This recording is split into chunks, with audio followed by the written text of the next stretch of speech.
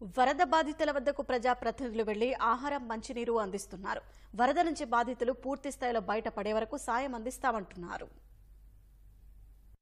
ముంపు ప్రాంతాల్లో కాస్తంత వరద నెమ్మదించడంతో ట్రాక్టర్లు, బోట్లతో ఆహార ప్యాకెట్లు, నీళ్ల బాటిళ్లు, మందులు, బిస్కెట్లు, బ్రెడ్ ప్యాకెట్లు, పండ్లు అందిస్తున్నారు. ముఖ్యమంత్రి చంద్రబాబు సహా మంత్రులు, ఐఏఎస్ అధికారులు బాధితులకు స్వయంగా ట్రాక్టర్లు, ప్రొక్లైన్లపై వెళ్లి ఆహార ప్యాకెట్లు, మంచినీరు అందిస్తున్నారు. క్షేత్రస్థాయిలో బాధితులకు సాయం అందించే అంశాన్ని పర్యవేక్షిస్తున్నారు. రాష్ట్ర ప్రభుత్వంతో పాటు రాష్ట్ర వ్యాప్తంగా వివిధ స్వచ్ఛంద సంస్థలు కూడా పెద్ద ఎత్తున ప్యాకింగ్ చేసిన ఆహారాన్ని బాధితుల కోసం తీసుకొస్తున్నాయి.